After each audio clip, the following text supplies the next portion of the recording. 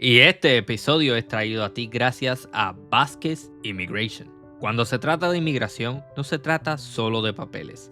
Se trata de historias, de familias que quieren permanecer unidas y de sueños que merecen ser protegidos. Con más de 10 años de experiencia, el licenciado Joel Vázquez Coñet y su equipo te ofrecen el mejor servicio para que puedas tener la tranquilidad que mereces.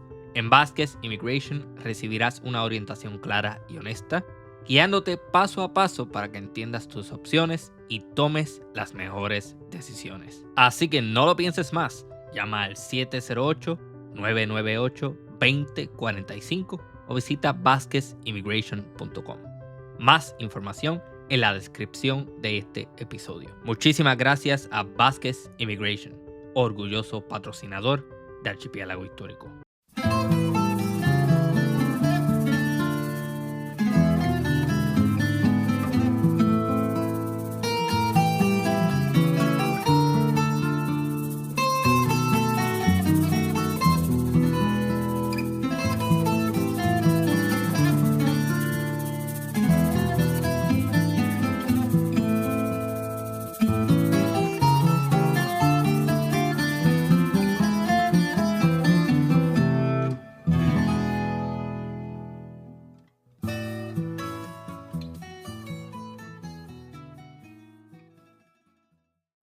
Ok, bienvenidos a una nueva edición de Archipiélago Histórico. Mi nombre es Ramón González Arango López. Esta ocasión tengo el gusto de conversar con el profesor Héctor Heike. ¿Verdad que sí? Heike. Muy bien pronunciado, sí. ¿De dónde sale ese apellido? Ese apellido es holandés. O sea que a lo mejor tenía un van al principio, qué sé yo, Van Heike. No creo que tenía el van, pero sí tuve un amigo que era holandés y me decía que era Hoike, no Heike. De hecho, Ok. yo quisiera cambiar la forma en que lo escribimos en Puerto Rico. Quisiera escribirlo como J-E-I-K, que es como lo pronunciamos en Puerto Rico. Pero mi familia no está de acuerdo. Ok. Pero ha hecho estudios genealógicos para ver de dónde salen los holandeses que son sus ancestros. Sí, es un pueblito, se llama Monnikendam. Ok. De hecho, tengo como una foto aérea del pueblito en mi casa. Bien Pero pequeño. ¿sabe qué motivó? ¿Qué motivó al ancestro a Y venir? emigraron, eran herreros, una familia de herreros. Entonces emigraron a Curazao. Ajá. Yo no tengo claro el siglo, no es el tipo de cosas que yo he buscado tanto. Tengo familiares que son bien fiebrudos de estos asuntos, Sí. pero emigraron a Curazao, eran 2 hermanos y una hermana, según tengo entendido. Uno se fue a Colombia y en Barranquilla hay muchísimos heiques. ¿O de verdad? Barranquilla, sí, y entonces el otro se fue a Puerto Rico, la costa este, Arroyo, y de hecho mi abuelo nació en Arroyo y mi bisabuelo también. Tenían una escuela ¿Privada? y privada, internado. O sea, los muchachos se quedaban en la semana, y era pues de una educación así amplia, una cosa bastante interesante. Mi bisabuelo era un maestro, un educador. Qué interesante. Sí, pero Sí, hace sentido que vaya a Curazao. Yo hice un episodio sobre Curazao y hablamos un poquito de la relación que ellos tienen con Holanda. Y hay una de estas 3 islas, porque en el Caribe todavía hay unas 3 islas que son parte de Holanda, sí, incluyendo la isla de San Martín, que el sur es parte, que es como una especie de Estado Libre Asociado también. sí, es la mitad de la isla, ¿verdad? Sí, la parte sur, la parte Sí. norte es francesa. ¿Cómo es que? Porque es ABC, Aruba, Bonaire y Curazao. Ajá. Una de estas 3 islas tiene la sinagoga más antigua del Caribe, del 1500 y pico. Y fueron unos judíos que escaparon de Holanda por una, no sé. Ajá. Eso ya, Ujú. yo no domino el tema. Pero, pero me gustaría hacer algo sobre eso en algún momento, sobre esa sinagoga y cómo llegaron esas comunidades de judíos holandeses al Caribe. Sí, no me imaginaba que hubiera una sinagoga tan temprano en la historia de la colonización. Ajá. Vamos a buscarlo aquí rapidito para tener el dato correcto. Ajá, aquí está. The Oldest Synagogue en el Caribe, Mikvé Israel Emanuel en Curazao. Curazao. Perdona. No, fue en 1551. Como quieras Ah, temprano. dice 1500 está bien. 1600, ok. Sí, 1651. Sí, pero Holanda tiene una una presencia bien importante en el Caribe. Mucha gente no lo sabe y muchísimo menos en Puerto Rico, que no sabemos ni que República Dominicana está al lado. Sí. De hecho, creo que hay un momento en que unos holandeses invaden a Puerto Rico. Creo Mm. que no llegaron muy lejos. Fue un día nada más o algo así. No lo lograron. Sí, yo tengo 2 episodios sobre eso, 1625, la invasión holandesa. Sí. Que de hecho es triste, yo creo que a usted le va a interesar ese dato también. Como parte de esa invasión, pues ellos se tienen que ir porque no logran el cometido y queman la biblioteca del Viejo San Juan, que Qué era triste. probablemente en ese entonces la biblioteca más importante de las Américas. Tenía manuscritos y un montón de información desde temprana la conquista. Se quemó completamente destruida. No me asocies con esos holandeses. Ah, no, y yo no soy tampoco de ese tipo de persona. A mí me saca de Creo quicio que- escuchar estos comentarios de que tus ancestros eran esto, era lo otro. Eso es el problema de ellos. Exactamente. No. A mí me dijo una historiadora cubana que yo tengo posiblemente unos ancestros esclavistas en Cuba. Y yo, okey, chévere, qué bien por ellos. O sea, ¿qué tiene que ver eso conmigo? Son cuestiones que pasan. Sí, ella me dijo, ¿los arangos esclavistas de La Habana o los independentistas de Camagüey o Cienfuegos? No me acuerdo cuál era. Algo así me dijo, y yo, pues, está bien, los pecados de mis ancestros son los pecados de mis ancestros. Exactamente. No son los tuyos. No tiene nada que ver conmigo. ¿Dónde está? ¿En la biblioteca? Sí, es la biblioteca del Departamento de Humanidades. Sí, sí, sí, Sí. sí. Esto es la colección de Ramón Figueroa Chapel. Era un profesor bien distinguido, de hecho, una persona interesantísima. Él daba clases de física, daba clases de francés y daba clases de cultura occidental. eh, y escribía, enseñaba el teatro en Puerto Rico en los 70, los 60. Okey. Yo lo conocí, él murió en el 89. Ujú. Toda la Esa es la que vida, está en el quinto piso, ¿no? quinto piso. Ah, sí, yo me acuerdo haber ido, pero siempre estaba como que cerrada cuando yo iba. Bueno, yo como director traté de abrirla y de que fuera como un sitio bien bueno de reunión, ¿verdad? Porque es bien agradable, de hecho, y la colección es buena, la colección de libros. Pero sí, la tendencia es que lo usas de almacén. Ah, ah. Hay un problema aquí serio. Debe ser biblioteca. Pero vienen, de vez en cuando veo estudiantes y forman grupos y hablan. Qué Los pa- chévere. Para la gente que no está viendo el episodio, ¿verdad? El profesor Heike está en un espacio de biblioteca en el room donde yo estudié, ¿verdad? Habíamos comentado la otra vez, usted no se acuerda de mí. Obviamente me veo bien diferente a como me debió haber visto en el 2014. Está Eso dando pasa. existencialismo, ¿verdad? Va a dar otro curso de existencialismo este Sí, semestre. sí, sí, tiendo a darlo cada cierto tiempo y el semestre que viene, ese es el curso que voy a dar. Me había comentado también que le había hecho cambios poquito a poco porque los estudiantes no tienden a entender mucho a Heidegger, por ejemplo. Sí, bueno, está el asunto de lo difícil que es entender a Heidegger, pero también está el asunto de incluir más un pensamiento más, o sea, incluir otras cosas y ir cambiando. De hecho, yo nunca dejo los cursos quietos. Ujú, No me gusta hacer eso. Tiendo a fallar cuando no los cambio. Me doy cuenta que cuando introduzco nuevas lecturas y saco lecturas, eso como que refresca mi trabajo y lo hace mejor ujú. con los estudiantes, siempre es positivo. He introducido sobre todo lecturas de Lévinas en la clase que antes no tenía. Nada, y eso pues le da riqueza. Pero el Heidegger sigue siendo central. Sí, bueno, pero es bueno escuchar eso de que por lo menos cambia, porque yo he sabido tomar cursos con gente que se nota que lo que están haciendo es recibiendo el cheque por dar la clase online, porque ni siquiera se saben los detalles del prontuario o cuando tú vienes a ver la última vez que se editó ese prontuario fue en el 2020 y te dices, coño, pero Sí, me ha eso es. pasado. No, y a mí me pasaría igual que, o sea, yo mismo me daría cuenta de que estoy aburrido con lo que estoy haciendo. Entonces, pues trato de evitar eso. Eso no funciona, no funciona. Uno tiene que probar cosas nuevas y hacer cosas nuevas. Eso es parte. Sí, Y pero para ah, recapitular, profesores, habíamos hablado la otra vez, yo tuve una clase con usted probablemente para el 2014, lo discutimos por encima también y hablé con el profesor Carlos Hernández Hernández Y yo le había hecho el comentario a él de que yo sabía esa clase de existencialismo deprimido y confundido. Para ese entonces, esa fue la reacción.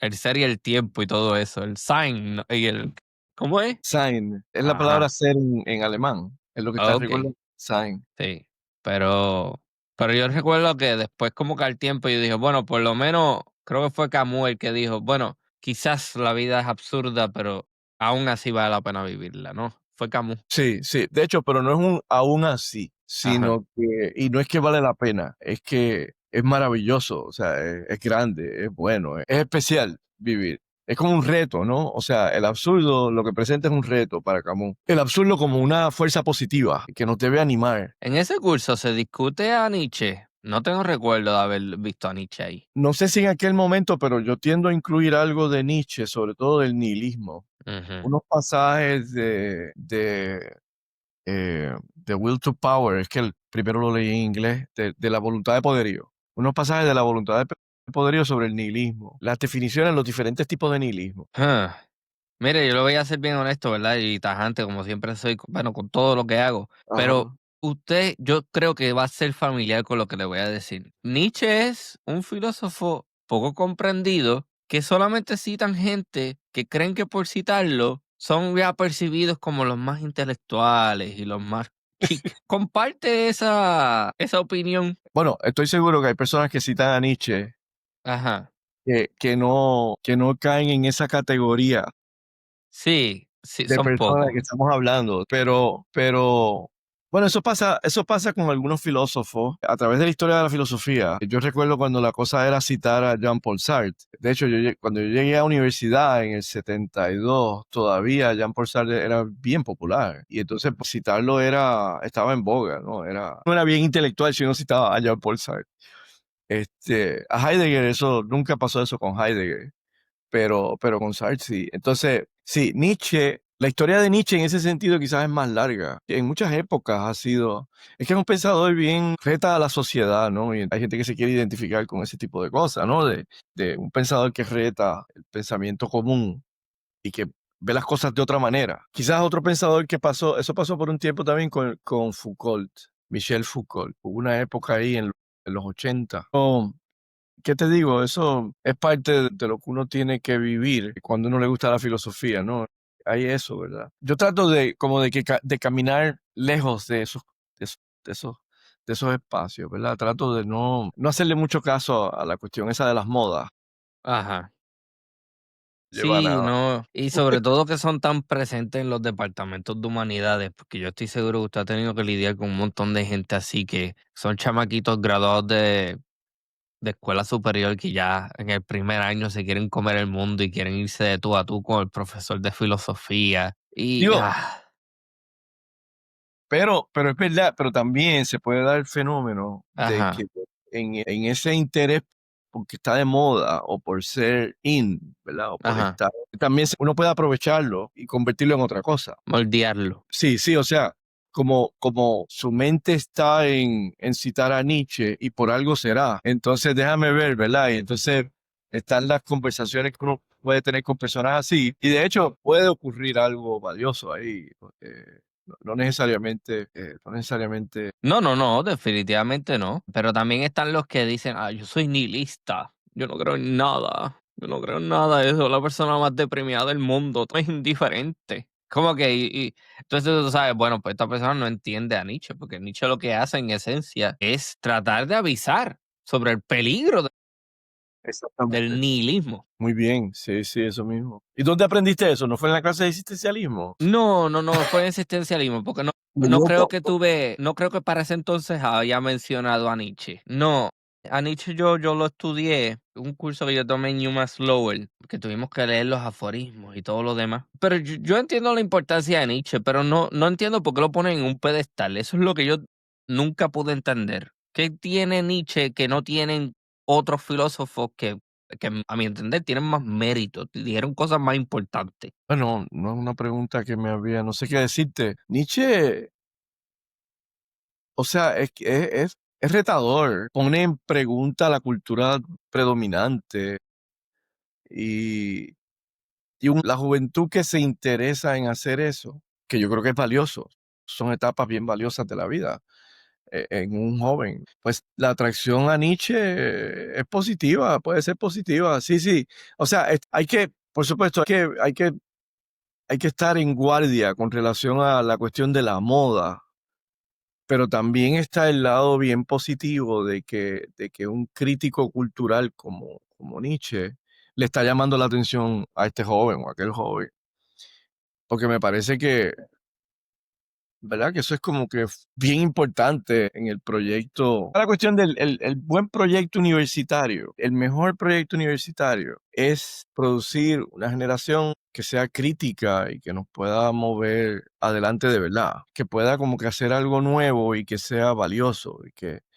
eh, ¿verdad? Porque la humanidad siempre, pues está como siempre como en un proceso de descubrirse, ¿no? Y redescubrirse. ¿Entiende usted que la Universidad de Puerto Rico está logrando esa meta? Aisladamente hay sus luces aquí y allá, pero hay fuerzas bien poderosas que están trabajando en contra de eso. Un énfasis en, por ejemplo, la presidencia actual es así, o sea, el énfasis en, no, que lo que hay que lograr es que, que los estudiantes tengan un grado y que consigan un trabajo. Y que de hecho eso nunca fue en la historia de la universidad, eso es bien contemporáneo y en verdad era una fuerza externa, no era lo principal de la universidad.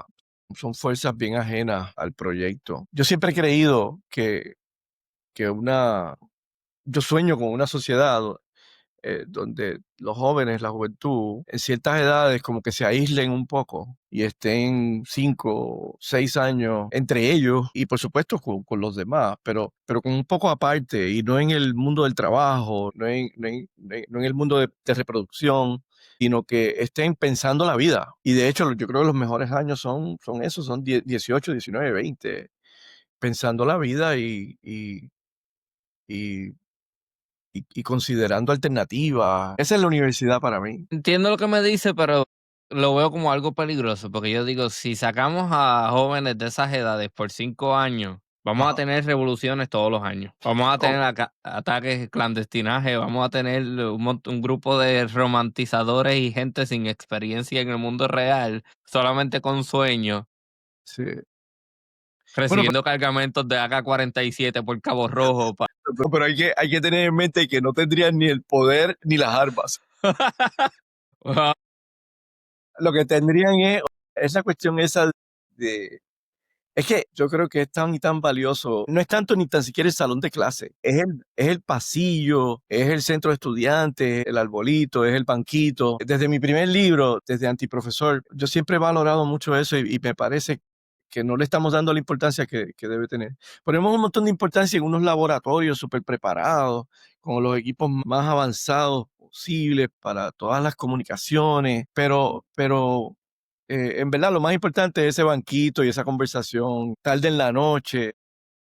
Sí, Esos yo muchachos, pasé por allí, yo tengo recuerdos, yo me sentaba en el banquito frente al Chaldón a mirar simplemente eso es esos parte. banquitos, Sí, eso ¿sí? es parte. Y fíjese, mi biblioteca favorita era la que está en física, pero no es la de física, no es ciencia natural tampoco, Ya sé. oceanografía, Sí, sí, es la de no es la de ciencias marinas.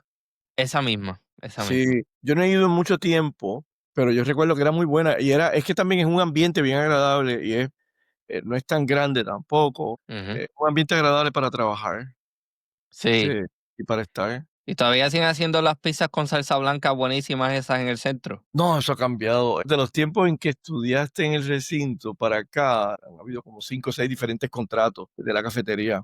En estos momentos, hay un buen grupo ahí trabajando. Se llama Batata Potatoes. Y la verdad es que, pues, cocinan más o menos bien.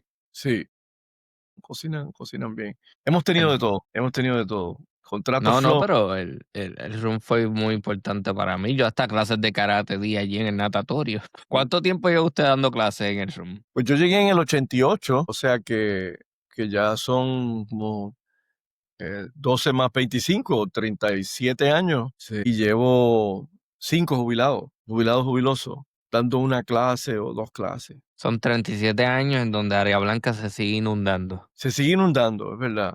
Sí. Y siguen los planes de resolver ese problema. Y todavía siguen con todavía tienen este sistema fatídico, el sistema Telnet, ¿era que se llamaba? No, no. El sistema que anticuado que nosotros usábamos para poder meternos en las clases, para poder matricularnos. Yo de eso no sé mucho, Sí, pero creo que eso ha cambiado. Yo creo que eso ha cambiado. De hecho, la matrícula está relativamente, es más fácil. Los estudiantes no reportan los problemas aquellos de antes, de las filas en los departamentos. Ya eso casi no lo hay. Lo que a mí me preocupa, de hecho, es que hay un sentido en que se ha hecho más fácil ajá. la matrícula, pero es difícil regar la voz con relación a cursos experimentales, ofertas que son únicas. Cuando nos reuníamos, porque cuando yo llegué todavía el recinto se reunía en el Coliseo. Entonces los estudiantes compartían muchísimo, los profesores compartían muchísimo, y era más fácil regar la voz con relación a temas especiales y ese tipo de cosas. Hoy en día, yo creo que se ha hecho más difícil tener éxito con cursos así diferentes, que se ofrecen una sola vez, que es una investigación bien reciente que un profesor está haciendo y quiere compartir. En aquellos tiempos era más fácil lograr el mínimo de estudiantes necesario, y era porque se regaba mucho la voz, porque había, de hecho, cercanía, había mucha cercanía. No se preocupe, vamos a bregar vamos a promocionar las publicaciones. No, pero que tiene que ver, o sea, el asunto tiene que ver Sí. con la cercanía. No, pero muchos recuerdos muy bonitos, definitivamente. La galería de Charlón, profesor, probablemente que usted tiene todavía una relación con él, este profesor de arte, Ramón, no me acuerdo si era Colón o Torres. Ramón, Él daba dibujo. sí, sí, él está con nosotros. Ramón, anda, me va a matar cuando escuche el podcast. Sí, sí, sí, sí, yo me acuerdo, yo tomé una clase de dibujo con él Sí, y también vi una exposición que él hizo. Y el Teatro Chapel, lo más importante que yo vi allí fue una noche que hubieron unos barítonos cantando, que fue bien chévere eso. sí. No, pero el rum, fue bien importante en mi vida. Y yo conocí hasta a mi señora esposa. Mi esposa, yo la conocí allí y hoy en día estamos casados, llevamos 13 años juntos y Me alegra. 7, 8 de casados. Bien. Fue allí, sí, sí. ¿Dónde conseguimos los libros y cuáles son los libros que usted ha escrito hasta la fecha? Yo he escrito 3 libros. Ujú. Eh, lo publicó la editorial de la Universidad de Puerto Rico. Esto fue en el 2001. Es difícil de conseguir, es bien difícil de conseguir. Eso se agotó y, eh, de vez en cuando, yo no he cotejado esto hace tiempo, pero en Amazon de vez en cuando aparecía el, el libro y entonces tenía un precio absurdo, qué sé yo, $700. Oh, wow. Daba ganas de reír porque ¿quién va a comprar? Yo creo que es un gran libro, pero no para tanto. Entonces, también es que tiene mucho que ver con la época, también es bien de esa época. Entonces, mi segundo libro fue Tras otro progreso, Filosofía de la tecnología desde las periferias. Eso fue en el 2013. Puedo equivocarme, puede ser 14, o sea, 13. Tras otro progreso fue mi libro de filosofía de la tecnología. Y de hecho hay mucho en el libro más reciente, Elogio a la cercanía, Ajá, que aquí lo tengo. sí, ese es el libro más reciente mío. Entonces, hay mucho en aquel libro ya de lo que está en este libro, pero es que con estos temas los asuntos cambian mucho. De hecho, en lo profundo no. Es la misma problemática. La filosofía de la tecnología sigue presentando la misma problemática, pero los ejemplos cambian rápidamente. Entonces, es difícil, es un tema difícil en ese sentido, sobre todo para la filosofía. Sabes que nosotros podemos agarrar un libro de Karl Marx y todavía puede ser relevante, ¿no? Bien relevante. O de Hegel, o de Kant. Pero entonces, filosofía de la tecnología, eso se hace particularmente complicado porque es difícil. O sea, sería un error no traer ejemplos de lo que uno está hablando, ejemplos bien concretos, pero los ejemplos concretos cambian mucho. Sí, o sea, es como que, ¿por qué? Pues porque llegan nuevas cosas. De hecho, este libro, por ejemplo, Elogio a la cercanía, yo menciono la inteligencia artificial, pues qué sé yo, pues son pocas veces. Yo me imagino 10 veces en el libro es mucho. Ujú, Y es que precisamente se publicó más o menos en el momento que ChatGPT ujú. estaba llegando al ambiente universitario. Y la inteligencia artificial todavía no había adquirido todo ese auge que ha adquirido ahora con la presidencia de Trump, en las grandes tecnológicas, o sea, toda esta. esta, este fenómeno, o sea, han adquirido una prominencia bien impresionante. Asumo que ya usted tuvo la experiencia de haber visto uno que otro ensayo, más o menos, y de momento este gran ensayo con palabrotas bien grandes y bien estructurado y una estructura bien chévere. Se dio cuenta inmediatamente de que, ok, este estudiante está usando inteligencia artificial para escribir ensayos. Sí, es un problema bien serio, bien, Sí. bien serio. Y es bien posible que se me hayan colado algunos, algunos ensayos. No puedo, no debo decir, no, a mí no se me cuelan, ese tipo de cuestión. Eso sí, mi reacción no ha sido dejar de pedir y de exigir como parte para yo evaluar el trabajo de los estudiantes, lo que he llamado a través de toda mi vida académica, ensayos. Ujú, En todas mis clases yo pido 3 ensayos, típicamente, de 4 páginas, de texto a doble espacio. Yo sigo ahí, en ese tipo de trabajo, pero he tenido que modificar mis recomendaciones. Yo tengo como unas recomendaciones que pongo en el prontuario de cómo hacerlo, ujú, y cada vez he tenido que recurrir cada vez más a la cuestión de que yo necesito escucharte a ti. Tiene que ser tu voz, y tienes que sí, venir a mi oficina y yo tengo que poder hablar contigo y tengo que intercambiar contigo y en el salón. Es crucial, porque es la forma, porque yo no voy a comprar ningún tipo de programa que me diga que si 70%, 80% de este ensayo, sí, sí. yo no voy a hacer eso. No voy a entrar en la academia policíaca esa. Eso es bien ajeno a la universidad, a mi Ujú, juicio. Tampoco voy a recurrir al examen escrito a mano delante mío, que también es policíaco. A mí me parece que es bien importante poder desarrollar un tema en tu casa en 3 o 4 noches, o en 2 días, o en un día, pero el día entero, que eso es bien típico en el recinto, ¿no? De hecho, en muchas universidades, el estudiante que está 24 horas trabajando en un ensayo que tiene que entregar.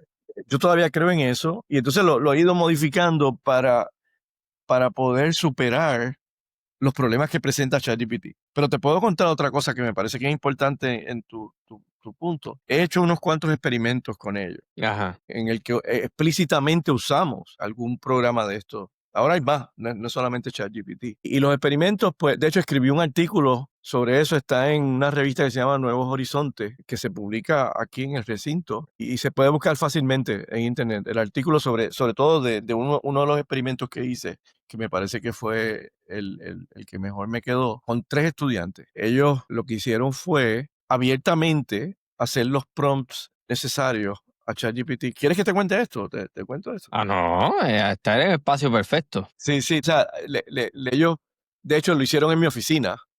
Ujú, Entonces nos reuníamos individualmente. Entonces cada cual tenía, de hecho, su trabajo. No eran el mismo trabajo, porque la forma en que yo pido ensayos es que ellos escogen una propuesta entre varias que se han discutido en ese periodo del curso y entonces trabajan esa propuesta. Bueno, pues entonces ellos hacían los prompts y de hecho en esos tiempos yo estaba enterándome de cómo esto funcionaba y ChatGPT se van desarrollando unos párrafos, ¿no? Y después ellos le daban unidad a los párrafos y formaban un todo, un conjunto. Pero por supuesto, eran estudiantes que se habían ofrecido para el experimento y eran estudiantes bien preparados, que habían leído. Y entonces, pues el trabajo de ellos era hacer una crítica del ensayo, básicamente escrito por ChatGPT. En el proceso, pues yo aprendía de cómo era que ellos le daban unidad, le daban coherencia al trabajo, porque no necesariamente es fácil. Todos mis trabajos son un argumento, no sé si recuerdas eso, argumento, ejemplificación, posible objeción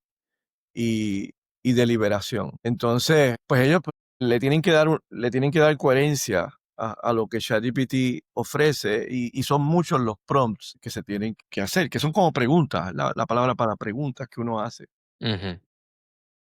Entonces, después los reuní y tuvimos una discusión y todos estuvieron de acuerdo de que esto era dañino, pero estamos ahí, o sea, francamente, y no es Puerto Rico nada más, y no es la Universidad de Puerto Rico nada más. No, no, no. Esto es una cosa global. El problema todavía no se ha enfrentado como debe enfrentarse. Y de hecho hay cuestiones bien fundamentales que están pasando, como por ejemplo, yo estuve en un taller de Notebook LM, que es No lo conozco.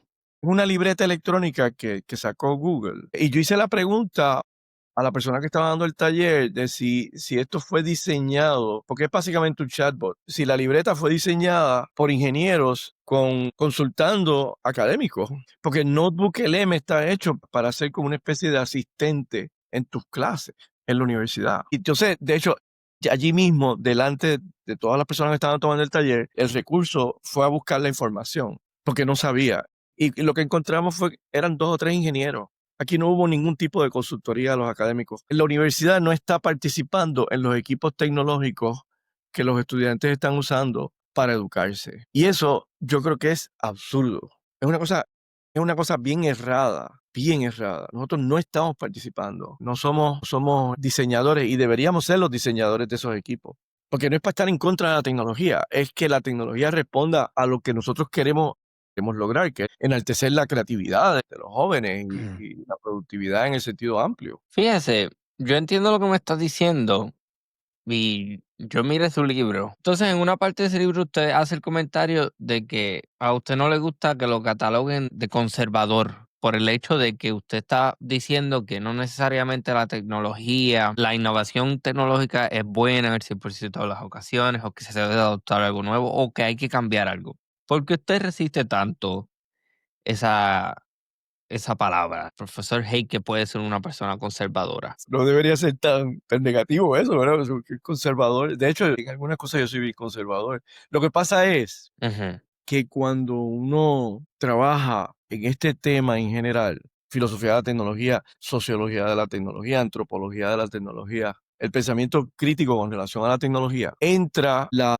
la filosofía popular, de hecho, es algo bien importante en la cultura en que vivimos. Y la mayor parte de la humanidad, casi sin darse cuenta o sin darse cuenta, está dentro de trabaja y vive dentro de esta creencia de que la tecnología avanza ujú, y no solamente avanza, de hecho que podemos usar hasta el término avance como sinónimo de tecnología. Una nueva tecnología es un avance, ujú, es un ujú, adelanto. Entonces, es como si estuviéramos en una ruta hacia algo mejor. ujú. Porque cuando uno dice avance, cuando uno dice adelanto, implícitamente está diciendo es hacia algo mejor. Y discuto eso en el libro y lo discuto en el anterior. Entonces, toda crítica que se hace parece conservadora.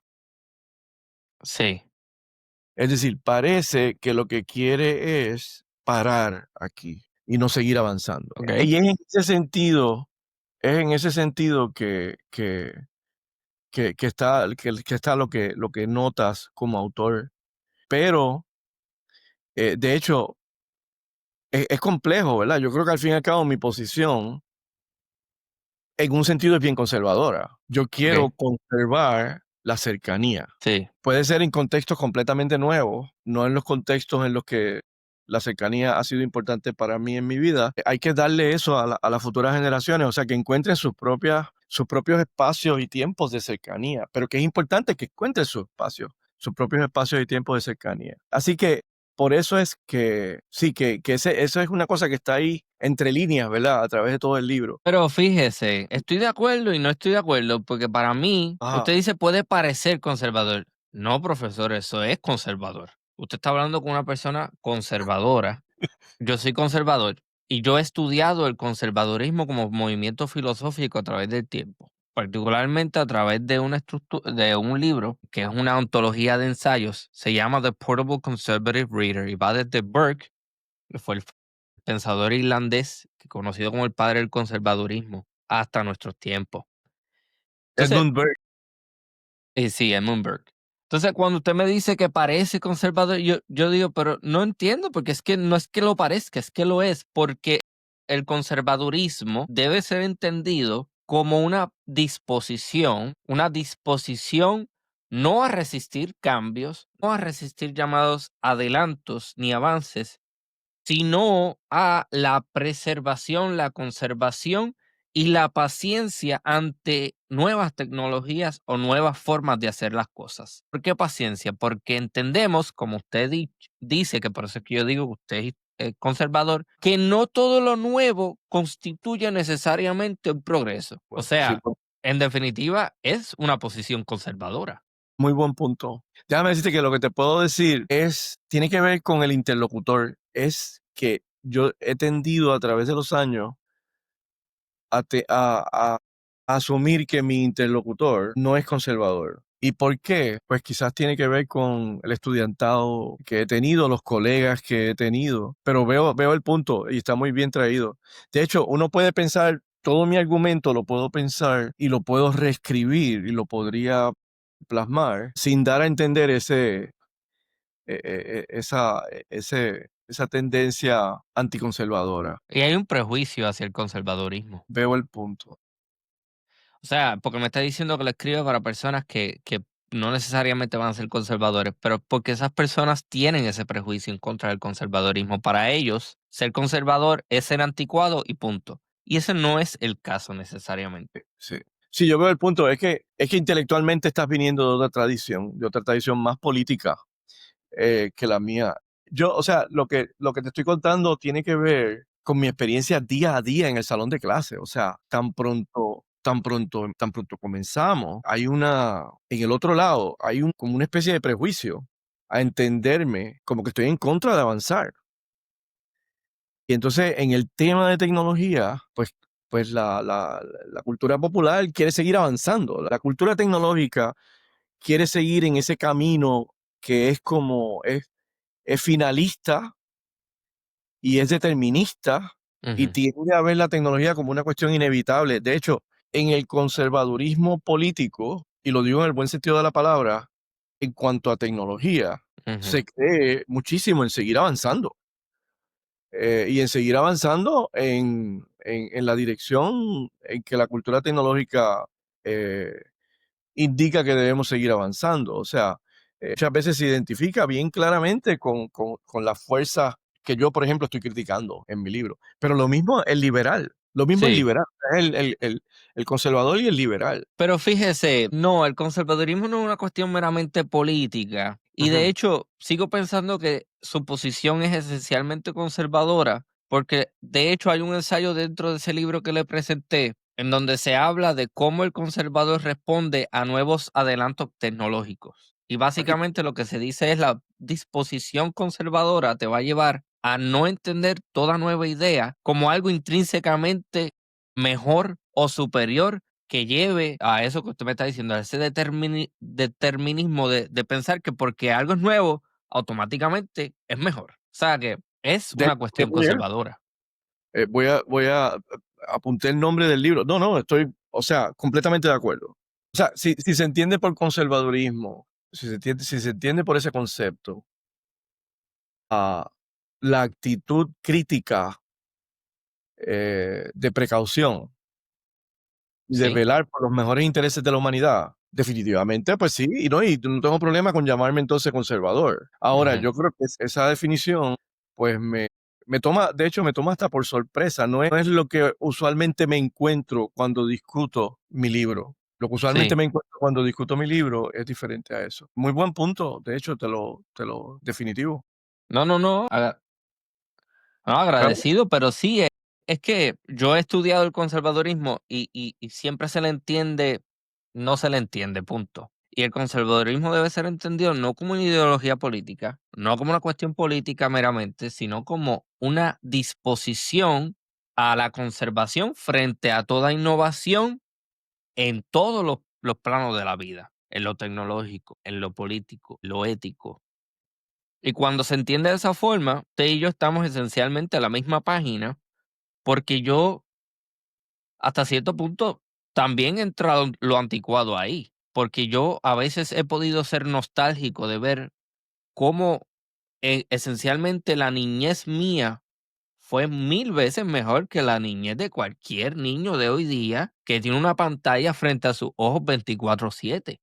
Mi generación fue la última que creció sin teléfono, sea, un teléfono celular en las manos. Después de mí, lo que vinieron fueron todos estos niños de 9, 8 años, ya tenían celulares, iPhones, y yo, ¿pero por qué? ¿Es anticuado? Sí, pero también tenemos que sacarnos esta idea de que ser anticuado es algo negativo. No creo que lo sea. Sí, sí, yo veo tu punto. No es lo que me encuentro y lo que pasa es que me cierran las puertas. O sea, si me ven como anticuado Sí. Y mi Estaba práctica, opuesto al progreso. sí, o sea, es como que me abandona, o sea, no me quieren seguir escuchando. Ujú, Entiendo tu punto, yo entiendo tu punto. De hecho, hay un pasaje ahí temprano en el libro que yo cito algo de una clase mía, ¿verdad?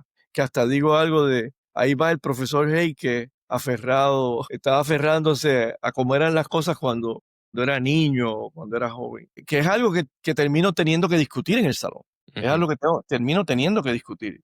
Es que son diferentes contextos, no son desacuerdos, estoy de acuerdo contigo. Es que no son desacuerdos, es diferentes contextos. Y buscando formas de poder llevar lo que he pensado, o sea, llevarlo y que por lo menos lo consideren. ¿Sabe qué pasa también? Que lamentablemente usted tiene que lidiar con gente que no, cuyo nivel cultural no es el mejor y que caigan con unos prejuicios y que esos prejuicios es todo lo que ellos ven. Que número uno, todos tenemos prejuicios, absolutamente todos los tenemos.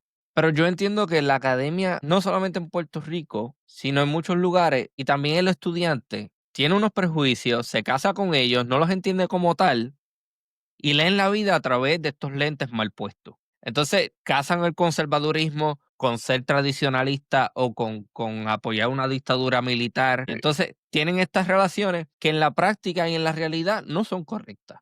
Entonces, eso es lo que usted está viendo esencialmente. Eh, ajá. Uno está tratando de protegerse de una, de que te cierren la puerta a ver las cosas de otra manera. Ujú. Sí, porque vivimos en una sociedad en donde desde temprano, ok, cásate con una idea y esta es la idea que tú vas a defender por el resto de tu vida. Y cualquiera que tú ponga, cierra la puerta, cancélalo, invisibilízalo. Sí, buen punto. Te voy a decir una cosa, yo no he leído el ensayo que menciona, pero Ajá. me imagino que es una persona que está tomando una posición que gran parte de lo que hoy en día se considera conservadurismo, que por lo menos en Estados Unidos, no se identificaría con eso.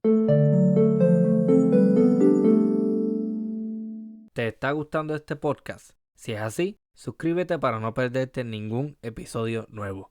Sigue a Archipiélago Histórico en las redes sociales y visita archipiélagohistórico.com para más contenido exclusivo. No olvides dejar un buen review si te gusta el podcast y compartirlo con amigos y familiares. Gracias por tu apoyo y por ser parte de esta comunidad. De vuelta al episodio. No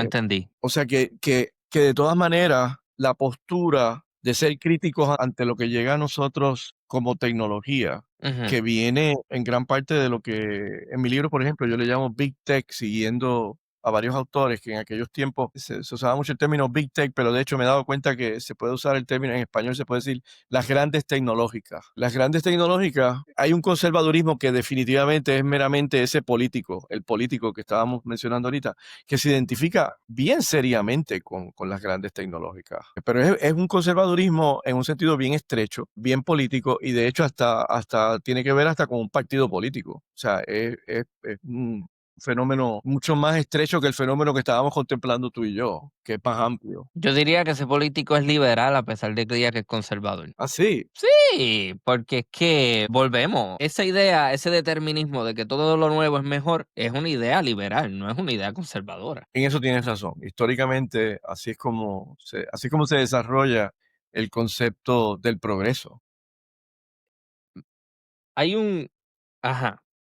Pero por otro lado, déjame organizar mis pensamientos en esto porque no es una cosa, es una reflexión bastante interesante y no he entrado en ella mucho. La tendencia a creernos que hoy en día hay soluciones tecnológicas a problemas que en un tiempo pensábamos que eran políticos, es fuerte. Esa tendencia a pensar de esa manera es fuerte y las grandes tecnológicas tienden a agarrarse de eso. Déjame ver si te voy a dar un ejemplo concreto. El concepto de política a través de toda la modernidad ha dependido en gran medida del contrato, el acuerdo. Aquí estamos estos seres humanos compartiendo la vida y entonces es bien importante desarrollar autonomía del pensamiento en esa ciudadanía y que y que voluntariamente podamos cumplir con lo que se requiere para tener una convivencia buena y positiva. Y es a base de la educación y es a base de una buena voluntad, el desarrollo de buena voluntad entre todos los ciudadanos. Hoy en día hay una tendencia a pensar que, espérate, hay otra forma de resolver esos problemas. La tecnología te ofrece una vigilancia que hace mucho más factible el mejor comportamiento de la ciudadanía. Y de hecho, cada vez estamos contando más y más con ese tipo de medidas, de la medida de vigilancia, para lograr las cosas que queremos lograr en la sociedad. O sea, resolver problemas políticos en formas no políticas, en forma tecnológica. Yo, en eso, pues yo no estoy de acuerdo. No, yo tampoco. Y si eso es conservadurismo, pues yo soy conservador. Pero hay fuerzas que se llaman a sí mismas conservadores que están en esa línea de pensamiento. Ok. Sin embargo, China está empleando estos sistemas tecnológicos para la vigilancia de la totalidad de la población. Y China no es de izquierda, o sea, no es de derecha, no es tradicionalista, ¿no? China es un partido comunista. O sea, Sí. todas estas tecnologías están siendo utilizadas. Claro que Estados Unidos también las utiliza. Claro, pero en Estados Unidos no hay una dictadura de un partido político, hay una pluralidad que muchas veces se confluyen. Y de hecho, mucha gente piensa que yo soy republicano porque soy conservador. Y yo me considero en términos generales más libertario que otra cosa. A mí lo que me interesa son las libertades del individuo, la libertad de mercado, o sea, que nosotros podamos intercambiar productos, hacer que el Estado sea más pequeño para que nos controle y nos oprima menos, porque entendemos que el Estado es un problema, que eso interesantemente lo tenemos mucho en común con los anarquistas. Pero no vemos el Estado como que debe ser erradicado, no. Vemos al Estado como debe cumplir unos propósitos específicos y ya. Regular por encima, o meterse en la autonomía del individuo, o dictar cómo ha de vivir su vida. Eso no es una responsabilidad que el Estado debe tener. Pero te voy a presentar un problema, a ver cómo lo resuelves desde el pensamiento libertario. Ujú. Yo, por ejemplo, estoy de acuerdo con que los niños y los adolescentes, cuando llegan a la escuela, deben entregar sus celulares, Ah, yo también. deben entregarlos y hasta que no, hasta que salgan de la escuela. ¿Y por qué? Porque es importantísimo que compartan entre ellos y que no haya esa atención dividida. Pero por supuesto, alguien puede plantear, bueno, por eso está en contra de la libertad individual, que la persona voluntariamente decida, por ejemplo, pues yo prefiero estar en mi celular que estar hablando con mi compañero de clase. Yo prefiero, y yo no quiero, o sea, no me interesa lo que este profesor está haciendo aquí, así que ¿por qué yo no voy a poder acceder? Además de que mis padres quieren saber si yo estoy bien. Hay todos estos argumentos que se pueden traer. De hecho, hay Ujú. quien ha planteado que el celular es crucial por si viene un matón de estos a la escuela a atacar a los niños para que Es un los niños se argumento puedan. Es un Sí, argumento estupidísimo. ¿Y qué vas a hacer? tecnológico. Recibir 200 llamadas al 911 de una. Sí, sí, o sea, eh, pero yo, o sea, yo tiendo a asociar cierto tipo Ujú. de libertarian thought a esto, o sea, que eso es meternos en la vida de los ciudadanos en una forma que no debemos, o sea, debemos dejarlos que ellos decidan por sí mismos. Pues mira, yo creo que es importante regular y es importante proteger la niñez. Ahorita tú mismo traíste el tema y estoy completamente de acuerdo. De hecho, desde que yo publiqué mi libro, puedo recomendar a la audiencia, Jonathan Haidt tiene un libro muy bueno que se llama, y es bien llevadero, se llama The Anxious Generation. No sé si has Ajá. escuchado. La generación ansiosa está traducido, está en español también. Es un psicólogo y es un gran libro desde el punto de vista de entender lo que pasa con esa generación que creció con el celular pegado al cuerpo todo el día y toda la noche. O sea, lo que hay es una cultura tecnológica y es una cultura tecnológica que se puede revisar y que requiere revisión. Y tenemos que poder ser críticos y no, o sea, el individuo, de hecho hay un sentido en que las grandes tecnológicas tienden a defenderse desde el punto de vista de que debes dejar al individuo, que son Ujú. ¿verdad? Son opciones y que el individuo decida. Yo le presento todas las opciones y que el individuo decida. Que yo creo que la vida requiere un análisis más pausado. De hecho, y a eso le podemos llamar conservadurismo en el buen sentido, ¿verdad? El análisis más pausado de Sí. cómo esa cultura tecnológica entra en nuestras vidas. Hay que tener paciencia y no adoptar las cosas rápidamente. El conservadurismo filosófico lo que te dice es, ok, pausa, vamos a mirarle esto bien, vamos a estudiarlo, vamos a ponerlo a prueba. Si funciona, lo adoptamos, si no, no. Porque el conservadurismo tampoco significa que yo automáticamente me voy a oponer a algo. No, no, el conservador también adopta, pero las adopta luego de un proceso de escrutinio, de, ok, ¿me conviene? ¿No me conviene? Entonces, cuando hablamos de conservadurismo, también eso debe ir atado con los valores familiares, con los valores de la familia, con los valores tradicionales. Entonces, en ese sentido, yo pensaría que un niño debe ser moldeado, un niño debe tener cierta libertad, pero reconocemos que el niño tampoco tiene ni la madurez ni la capacidad de tomar las mejores decisiones para sí mismo. Por tanto, los padres y no el Estado deben tener la potestad o la capacidad de tomar la decisión de dame el celular, a la escuela no te lo vas a llevar. O sea, en un mundo ideal, conservador, esa decisión recae en los padres y de hecho, esos mismos padres no deben darle un teléfono a un niño de 8 años. Pero bueno, pero te traía el ejemplo porque a mí me parece que hay veces que el Estado, o sea, por ejemplo, yo creo en legislación en el sentido Ujú, de lo que decía, que prohibidos los celulares en las escuelas. O sea, el estudiante tiene que, o sea, yo creo en ese tipo de cosas porque es un asunto es un asunto práctico, de hecho, es que en la familia no voy a encontrar el apoyo a esto. Lo voy a encontrar en algunas familias, de hecho, en las clases más educadas y en las clases más, bueno, sí, con niveles más altos de educación, es donde más me voy a poder encontrar ese tipo de decisión. Es más, te voy a dar un dato bastante interesante. Muchos de estos ingenieros que trabajan en las grandes tecnológicas prohíben, le prohíben los celulares. O sea, son bien estrictos con el celular y la cuestión de cuando nos sentamos a la mesa a cenar, nos sentamos a compartir, pues no pueden haber los celulares. Hay ese tipo de fenómenos porque son niveles de educación bastante altos. Sin embargo, ujú. están envueltos en el diseño de unos equipos y están envueltos en el diseño de unos equipos que el equipo mismo está diseñado para maximizar lo que llaman engagement, que es una palabra que ha adquirido un sentido, o sea, es central en estos diseños. Pero si vuelvo a lo del pensamiento libertario, Ujú. bueno, por lo menos a mí me preocupa y creo que en el libro trato de, aunque yo no entro, ¿verdad? Yo no entro mucho en la cuestión esa de conservador, liberal, Sí, sí, libertario. sí. No, pero la idea de que lo que hay que hacer en la vida es darle las opciones al individuo para que el individuo decida, empoderar la voluntad del individuo y que tenga todos los haberes ante sí. Ese individuo, no sé qué, yo recuerdo haber pensado palabras para esto, pero ese individuo, ese individuo a mí me preocupa. O sea, yo creo que el asunto es más complejo. Yo creo que no es meramente una cuestión de tener todas las opciones ahí. De hecho, muchas veces cuando tenemos demasiadas opciones, Ujú. eso paraliza al ser humano Definitivamente.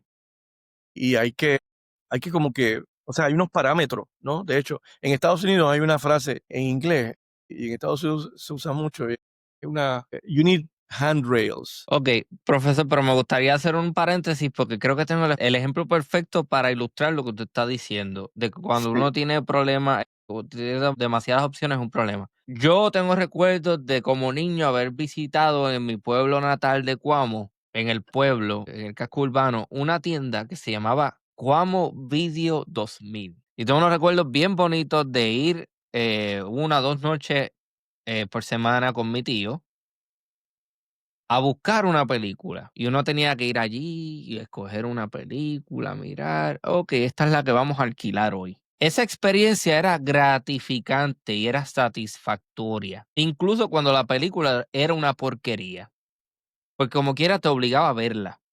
Hoy en día, ¿qué tiene uno? Netflix, HBO Max, tienes un montón de servicios de streaming en donde tienes básicamente 1000 opciones. Al final no ves ni la película porque no sabes qué es lo que quieres ver o no estás indeciso, no estás seguro. Y el proceso es bien impersonal, bien poco gratificante y es como que, oh, ya vi otra película. No tiene la misma carga que tenía esa visita a esa tienda a alquilar una película con tu tío cuando tú eras pequeño, que aunque la película fuera una porquería, tú lo disfrutabas. esa es la riqueza de la cercanía. Ajá. Ese es el tema del libro, de hecho. Sí, se pierde perspectiva, la vida se enfría, es como que se enfría, demasiadas opciones. No, no, es importantísimo es importantísimo poder encontrarnos, voy a ponerlo de esta manera, es importantísimo poder encontrarnos en una plaza Y cuando digo eso, quiero juntar, o sea, lo digo metafóricamente, encontrarnos, que haya una vecindad, que haya la familia, puedes traer la familia ahí. Que haya, o sea, que entonces compartimos. De hecho, no hay nada como una película o un libro que te recomienda un amigo y entonces después lo discuten. Es que esa película y ese libro te lo vas a gozar mucho más que cualquier otro libro y cualquier otra película. Y ese mundo en el que compartimos y hablamos de las experiencias que hemos tenido, pues es un mundo que enriquece la vida. Y si tú lo que haces es multiplicar opciones y multiplicar opciones, es un individuo que queda aislado. En vez de enriquecer su autonomía, lo que hace es empobrecer su autonomía. Se acaba con el sentido, o sea, nosotros pertenecemos a comunidades. Y no hay nada malo en aceptar eso, o sea, y tenemos que poder pertenecer a comunidades. Yo recuerdo, esto quizás me parece que es relevante. A mí me entrevistó un colega de Humacao, de una estación de radio de Humacao, Ujú. y fue una entrevista bien interesante y muy buena. Estábamos comparando, porque él al fin y al cabo quiso entrevistarme yo en mi casa y él en Humacao. Y entonces yo estaba pensando y lo compartí con él, en un tiempo, si yo hubiera ido a la estación, lo mismo contigo. Por supuesto, es imposible porque tendría que, imagínate, transportarme allá, pero yo estoy en Puerto Rico Ujú. y tú estás en New En Hampshire, New ¿eh? Hampshire, sí. New Hampshire. Pues, o sea, cuando uno visita, yo recuerdo haber visitado estaciones de radio locales y yo me acuerdo que era todo una cuestión de, o sea, está el equipo que trabaja aquí, está la cafetería en la que después vamos a almorzar y a compartir. Entonces, la misma entrevista era diferente porque adquiría un carácter local, Ujú. que hay un sentido de que se viene perdiendo mientras más estamos haciendo las cosas a distancia. Nada, quería compartir eso. Y entonces es como que hay una riqueza ahí, hay una Ujú. riqueza que no debemos olvidar. Y no es que no usemos los equipos digitales, esto mismo, por ejemplo, este podcast, Ujú. pero que estemos pendientes de mantener un balance y de hecho buscar el balance porque lo hemos perdido. Yo creo que lo hemos perdido. Ah, no, está perdido completamente. Pues yo veo los jóvenes en mis clases es como que no están compartiendo la música, o sea, no comparten tanto como tu generación y la mía. Mira, me gusta esta música o me gusta esto que vi, esto. Comparten mucho menos y tienen muchas más opciones. Tienen muchas, Sí, pero, sí, pero sí, sí. comparten menos y entonces la vida se empobrece. Como ahí ya repitiendo. Pero mire, es interesante porque yo no estoy en desacuerdo con lo que usted dijo de que es peligroso también tener demasiada libertad. Yo como conservador pienso que las opciones no deben ser tantas y que cuando se habla de libertad hablamos de unas libertades bien específicas y que también hablamos de una cuestión de, yo creo que se llama libertades negativas, si mal lo recuerdo, que es en donde mi libertad termina cuando le hace daño a la libertad de otro ser humano. No me acuerdo específicamente el término que se utiliza para esa idea, Sí. pero no estamos en desacuerdo y si puedo extrapolar, eso también lo podemos ilustrar hoy en día con esta idea absurda que tiene un montón de gente, que tu género tienes miles de opciones para cuál es tu género y cuáles son mis pronombres y cómo yo me voy a vestir y todo eso. A ese es mi conservadorismo también. Ve, no, no, no. Hombre, mujer. Eso es lo que hay. Varón, hembra. Eso es lo que hay. Pero yo también, todo esto desde una perspectiva más tradicional de familia y también una perspectiva más cristiana. Porque al final, yo creo que lo que usted está diciendo es que debe haber un control, no sé hasta qué punto lo está planteando, pero que debe haber un control que limite, porque si hay demasiada libertad, entonces nos convertimos en un problema para nosotros mismos. Entonces yo planteo que esa estructura de poder es la creencia. ¿Cuál sería entonces su alternativa? Si te entendí, porque no estoy seguro. De hecho, el control no es la palabra que yo usaría Ok. para hablar de lo que propongo. Ujú. Necesitamos un balance entre cercanía y lejanía, y es importantísimo en sobre todo cuando estamos hablando de los niños y los adolescentes, es importantísimo que hayan los guardrails, que haya, que hayan ciertos parámetros. Ujú. Mi experiencia con el asunto de género quizás es diferente a la tuya. O sea, mi experiencia con eso es que no saco nada, no logro nada, meterme en ese asunto con un ser humano. Ok. Esa es la experiencia que yo he tenido con eso, ¿no? Al contrario, hago daño, como que me parece que hago daño. Así que por eso trato de respetar lo que sea que me diga. Por ejemplo, de hecho, el primer día de clase, por ejemplo, en mis clases, una cosa que les pregunto es si el nombre que yo tengo del estudiante es el nombre que ellos quieren que yo use. Típicamente hay una cosa bien común, es que hay uno o dos estudiantes al año, porque no son muchos, pero que vienen y me dicen, no, mi nombre es, y, y, y cambian el nombre y muchas veces cambia el género. O sea, es trans, la persona trans. Y entonces yo lo que hago es que respeto eso de ahí en adelante. Y yo me doy cuenta que eso produce, es mucho más productivo desde el punto de vista del pensamiento crítico y el desarrollo en la clase. O sea, que llegamos más lejos.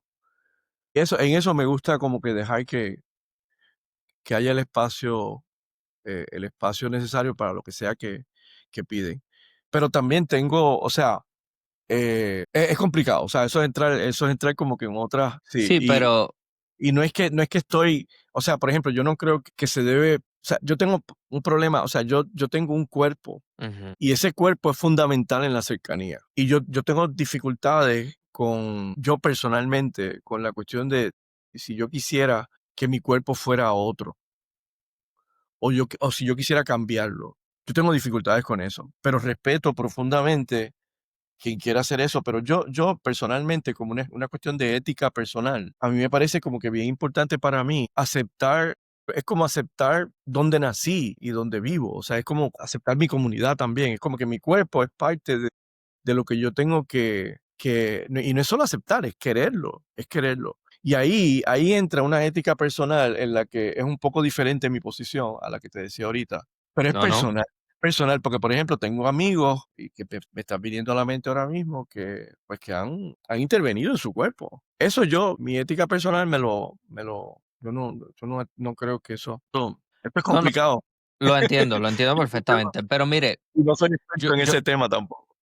sí, pero le voy a replantear lo que le había dicho, porque eso no era lo central de lo que yo estaba, eso era un ejemplo que yo mencioné, pero lo central es lo siguiente, porque usted me hace un comentario bien interesante, me dice, yo tengo conflicto con esta idea de que tener demasiadas opciones y tener demasiada libertad. Me dijo, yo tengo un problema con esos individuos que plantean que la libertad es por encima de todo, lo que sé yo qué. ¿Ok? Sí. Entonces, yo estoy de acuerdo con eso. Y yo cuando hablo de libertad, yo hablo de ciertas libertades y de unas libertades y unos derechos, vamos a decir hasta cierto punto inalienables, ¿no? El derecho a la vida, etcétera, etcétera, la libre expresión, etcétera, etcétera. Pero entonces yo reconozco en lo que usted me está diciendo que naturalmente debe haber una anteposición a esas libertades, que de lo contrario, si las dejamos correr, hay una anarquía, todo el mundo hace lo que le da la gana, tenemos problemas. Mi anteposición, mi estructura, vamos a decir, de control, que limita que esas libertades absolutas se conviertan en un problema para la totalidad de la humanidad son las tradiciones probadas a través del tiempo y es la creencia cristiana. Porque reconozco que debe haber algo que frene o que limite eso. Si no, lo que tenemos es una anarquía, todo el mundo tiene una libertad absoluta de hacer lo que le da la gana, nos matamos mañana. ¿Cuál es la alternativa que usted propone? Bueno, primero, cuando mencionaste el concepto de libertad negativa, me acordé de Bauman, Sigmund Bauman. Ujú. Él tiene un libro que se llama En busca de la política, que me parece que Sigmund Bauman. Sigmund con Z, Bauman, Bauman. Es un pensador bien interesante. ¿Cómo se llama el libro? Disculpe. En busca de la política. En busca de. Ok, ya lo encontré. Ajá. Sí. Él es famoso por otras cosas. Ese es el libro favorito mío de él. Pero, ok, la libertad negativa es importante. Pero, por ejemplo, yo no estoy de acuerdo con la idea de que hay que coartar la libertad. O sea, yo creo que hay un error cuando yo no quiero, no es coartar la libertad. No Ujú. es, o sea, la libertad es que hay que entenderla bien. Es que precisamente para proteger la libertad de los niños y de los adolescentes, hay que sacarles el celular gran parte del día. O sea, tiene que ser una cosa bien reducida, bien Sí, reducida. sí. Y De acuerdo. es para proteger su libertad, Ujú. precisamente. O sea, no es que no es ponerle límites a la libertad. Hay que entenderlo como. Y entonces, pues por supuesto, esa es la libertad positiva, que para tú crecer y para que las opciones tengan la riqueza que tienen que tener, sea, para que haya libertad, tengo que poner estas condiciones en tu vida. Tiene que haber una comunidad, tiene que haber una plaza donde nos reunimos. Y yo tengo que promover que tú participes en esa plaza. Yo me acuerdo cuando empezó toda esta cuestión de los cursos en línea, que había este argumento que se usaba muchísimo, de que hay niños muy tímidos, que entonces cuando el curso es en línea es mucho mejor para ellos, porque se pueden mantener más distantes, ¿verdad? Y yo me acuerdo que yo enseguida reaccionaba, pero es que esa no es la idea. O sea, no es proteger eso en el niño lo que yo tengo que hacer. Lo que yo tengo que hacer es proteger su potencial de una buena vida, ¿verdad? Y la buena vida implica superar ese tipo de temor. Exactamente. Claro. Tiene que funcionar socialmente. No podemos proteger tus inseguridades para siempre para que seas un adulto disfuncional en el futuro. Sí, otro ejemplo, el de personas muy contentas de que hoy en día pueden conseguir trabajo en línea, entonces no tienen que presentar el color de su piel, o no tienen que presentar que se vea que son, qué sé yo, musulmanes, o que se vea que son negros, o que se vea que son un poco indiados, ese tipo de cuestiones. Y entonces, pues no, al contrario, eso es un problema. O sea, estamos invisibilizando lo que debemos hacer bien visible y tenemos que poder convivir y tenemos que aprender a convivir personas que somos bien diferentes físicamente y que venimos de etnias bien diferentes y de grupos que antes le llamaban raciales, que de hecho, básicamente ya, o sea, se sabe, yo lo que tengo entendido es que las razas es un concepto más bien social, no es científico. Ok. Eh, Pero a mí sí, me llama la atención lo que está comentando también, porque veo que para unas cosas usted tiende a ser más objetivo y para otras más subjetivo. Tiene una visión más subjetiva, por ejemplo, del género, pero tiene una visión bien objetiva, por ejemplo, de cómo a pesar de que esta persona me diga, a mí me da ansiedad estar en un salón de clases, prefiero coger clases en línea. En ese caso, somos más objetivos. No, no, no, olvídate de eso. A mí no me importa. Esta es la experiencia que tú debes tener y no el salón virtual, el aula virtual. Eh, yo soy más objetivo en ese sentido, en términos éticos. Y hay un ensayo dentro de la publicación que le había mencionado, que es sí. de C.S. Lewis. Se llama The Poison of Subjectivism. Y él hace toda una serie de argumentos en contra de la subjetividad en cuanto a lo ético. ¿Por qué elige entonces un ángulo para unas cosas y otro ángulo para otras? Eso es muy buen punto. C.S. Lewis es el de Narnia, Sí. ¿verdad? Narnia Chronicles. Muy buen punto, muy buen punto. Una cosa es qué yo hago con esta persona que piensa de sí Ujú, de cierta manera con la que yo no estoy acostumbrado, a la que yo no estoy acostumbrado. Eso es una pregunta muy diferente a qué yo hago con este equipo tecnológico que esta gran compañía ujú. de que mi hijo use y que esté con él todo el día. Son dos cosas diferentes, son dos cosas diferentes. El asunto de género, una vez ya después de cierto umbral de edad, es una cosa bien, bien delicada. Y lo que he leído, lo poco que he leído, porque no es un área que pero lo poco que he leído de esto en psicología, pues lo que se plantea es que lo mejor es que dejes que, que, que florezca como quieren, lo que la persona quiera hacer, lo que la persona defina. eh, eh, o sea, es diferente, porque tiene que ver con su ser. Otro es un equipo que añadimos, y que yo sé que hay unos intereses comerciales ahí y hay unos intereses políticos. Por eso yo distingo entre esas dos cosas. Yo entiendo lo que me estás diciendo y de nuevo, yo no tengo ningún tipo de interés tampoco de decirle, por ejemplo, a esta persona, no, estás al garete, no estoy de acuerdo contigo y esto es una ficción que tú te estás inventando. Yo no estoy diciendo que eso Sí, sería lo que yo haría. O sea, en ese sentido yo entiendo lo que usted me está diciendo de que dejarlo. Ahora, donde yo tengo problema es cuando esa realidad se me impone a mí y que yo deba usar un nombre o usar un pronombre o qué sé yo qué, eso a mí no, eso a mí no me lo vas a imponer. Entonces, entiendo lo que me estás diciendo también, pero de alguna manera veo como en el otro caso la persona que me está diciendo que me da ansiedad es un problema de esa persona, de su ser. Esa persona es ansiosa. No sé si estoy explicando bien cómo yo ato las dos ideas. Bueno, de hecho, la palabra ansiedad, por ejemplo, aparece en el título del libro que mencioné, porque él quería ponerle un nombre a lo que estaba pasando. Pero lo que pasa es que los estudios indican que hay causalidad, no Ujú. mera correlación, sino causalidad entre estos equipos y esa ansiedad, que, ¿verdad? Eso es un poco diferente a la cuestión de género.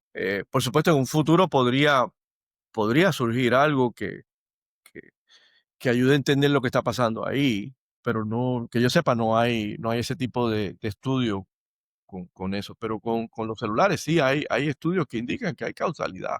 Sí, no, no, Eh, y eso está claro. Ahora, lo que yo sí defendería es lo siguiente, en el ejemplo del género, yo defiendo mi derecho a no participar en esa realidad autoimpuesta, y en el otro ejemplo también yo defiendo mi derecho como profesor que sabe que sabe de educación a imponer que esta es la dinámica que yo entiendo es correcta para ti, sin que yo considere lo que eso te pueda causar a ti, o sea, de ansiedad o no ansiedad.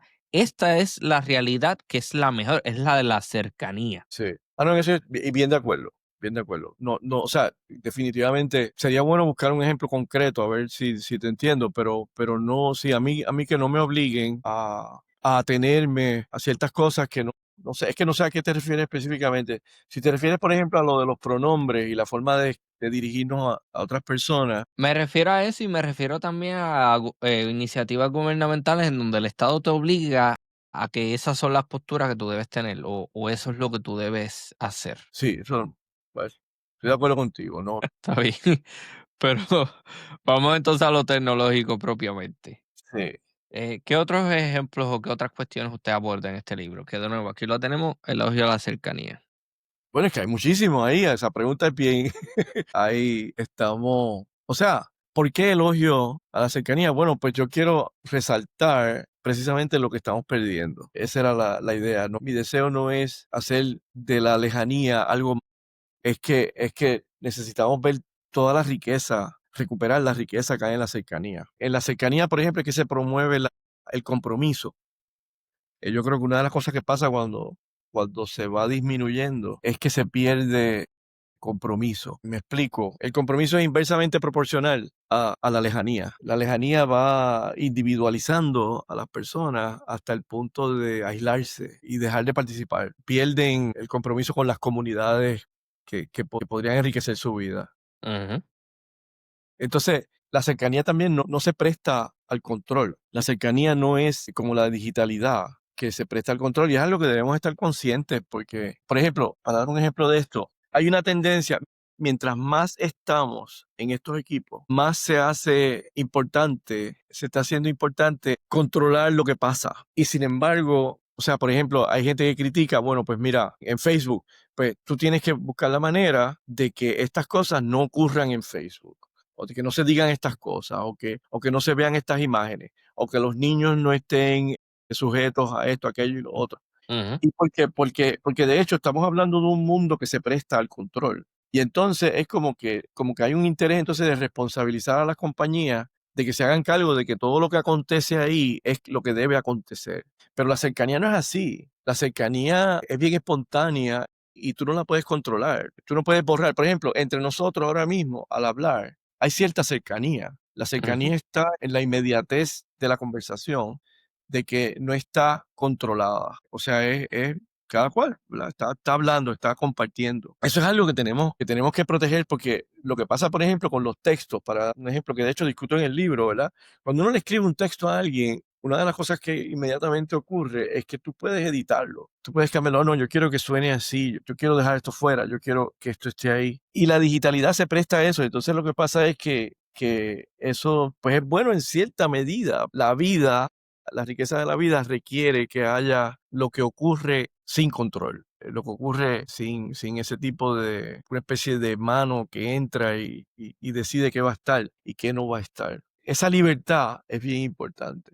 Yo le puedo decir con toda seguridad que yo tuve un trabajo de escritorio como por 4 años y que ahora que trabajo en la industria de la construcción, en donde trabajo con mi mano y llego cansadísimo a mi casa, estoy mucho más feliz. No tengo una computadora frente a mi cara las 8 horas del día. El teléfono no lo utilizo, salvo durante mi almuerzo para llamar a mi esposa. A mí me gusta llamar a mi esposa durante mi almuerzo. Y si acaso en algún break de 5 minutos para ver una partida de ajedrez o algo así, a mí me gusta ver ajedrez, videos de ajedrez.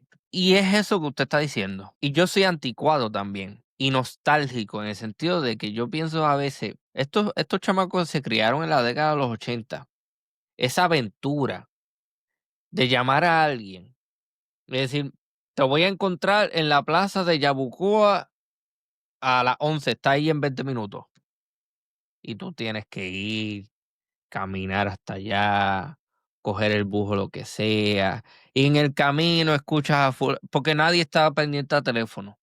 Tú escuchas los carros, estás presente. Y finalmente llegas allí. La persona se tarda o lo que sea. Eso es una experiencia humana. Hoy en día tenemos esa opción de estar en constante comunicación y entonces también perdemos el ruido de los autobuses, el ruido de los pajaritos, no miramos alrededor, no miramos al cielo porque estamos pendientes del teléfono. O sea, eso, a pesar de que estamos teniendo una conversación continua en ese proceso en el que los dos nos vamos a encontrar en la plaza, también esa tecnología está afectando como nosotros percibimos la realidad, ¿no? Yo recuerdo en un momento dado, hace 20 años, que quería poner una especie de mensaje en todos mis mensajes electrónicos. Y están, en mis mensajes electrónicos hay como un signature, es como le llama el equipo. Ujú. Básicamente, me perdonas si soy bien escueto. Yo lo que quiero es básicamente acordar contigo si nos vamos a reunir, cuándo es que nos vamos a reunir. Y yo, esto es para compartir documentos y para compartir información que no tengo otra forma de compartir, y eso es todo.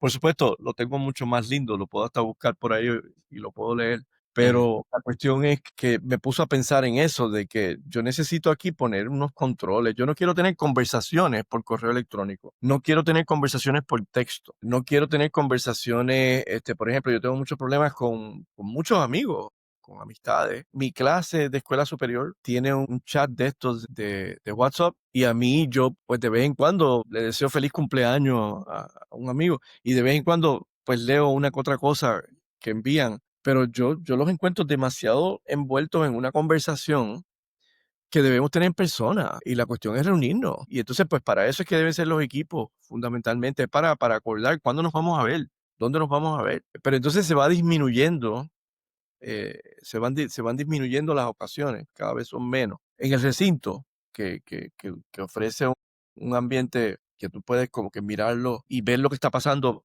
en una sentido controlada, puedes observar. Los profesores nos reunimos mucho menos que antes. Yo, francamente, creo que nos reunimos mucho menos. Antes, yo lo que recuerdo es que nos encontrábamos en la cafetería, nos encontrábamos bien a menudo. Y eso es importante, son disciplinas diferentes. Era una forma de compartir, y eso produce una comunidad universitaria. Ujú. Y eso se pierde la comunidad universitaria. Los estudiantes también uno lo ve, en el libro discuto del asunto, ¿verdad? ¿Qué es lo que pasa en los pasillos? Se le dedico Están mucho. todos. Sí, sí, sí. Y cuando entran en el salón de clase, tienen, en comparación a tiempo de antes, tienen poco que hablar, poco que compartir. Nada, eso, porque también yo creo que una de las tareas que tenemos en este siglo es aprender, está el asunto de aprender a usar estos equipos, está el asunto de rediseñarlos, porque yo creo que hay mucho que es rediseño, que no están bien diseñados. Como lo que te decía de Notebook LM, el taller que yo tomé, que ni tan siquiera participaron los académicos, que es absurdo, unos ingenieros decidiendo qué es lo que el estudiante necesita en una clase como libreta. Pues está la pregunta de rediseño, que es una pregunta ingenieril o arquitectónica, también de cultura, pero que tiene mucho que ver con el ingeniero y lo que hace el ingeniero. Y está la pregunta del uso, que es lo que estábamos hablando ahora, ¿verdad? Tenemos que aprender a usar estos equipos. Tan pronto yo me veo que estoy teniendo una conversación por texto, trato no, o sea, no quiero hacer eso. Son ambientes sustitutivos, lo que llaman en el libro ambientes sustitutivos. Que por supuesto Cuando, no son malos, pero hay que ujú. mantenerlos a raya. Sí, cuando yo era adolescente, que yo, por ejemplo, no tenía Facebook ni nada de eso, no existía todavía eso. ¿Y qué uno hacía? Uno se vestía, se preparaba y caminaba hasta la casa del amigo tuyo. Y ahí al frente llamaba fulano, fulano, y salía el papá o algo, o si no estaba, o salía. Esa es una experiencia que muchos niños no. Y me parece, a mí me vuela la cabeza pensar que eso es una experiencia que jamás tendrá un niño hoy día. Nunca. Sí. Es que las tecnologías no son neutrales, como decimos en filosofía de la tecnología. No son, o sea, ellas no son, tú no las introduces y de repente son un instrumento para lograr un fin. Ujú. Las tecnologías cambian la forma en que hacemos las cosas y dejamos de hacer Oh, ciertas sí. cosas. Por ejemplo, la tendencia que empieza a ser importante una vez ya no tienes que salir a ver si el amiguito está allí. Bueno, pues déjame ver si está allí y lo haces electrónicamente. ¿Estará disponible? De hecho, nos ponemos más tímidos acercándonos unos a los otros. No queremos interrumpir el espacio del otro. Hay una especie de timidez que la tecnología contemporánea, esta cultura tecnológica ha producido, una especie de distanciamiento entre los seres humanos Oh, sí. que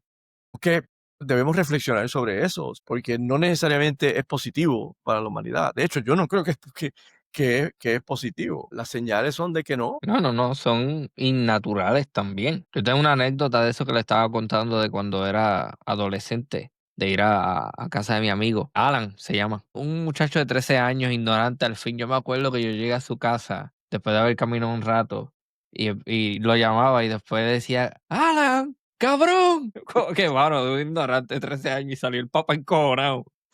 Mira, que esa es la primera y la última vez que tú vienes a estar gritando estas cosas frente a mi casa, qué sé yo qué.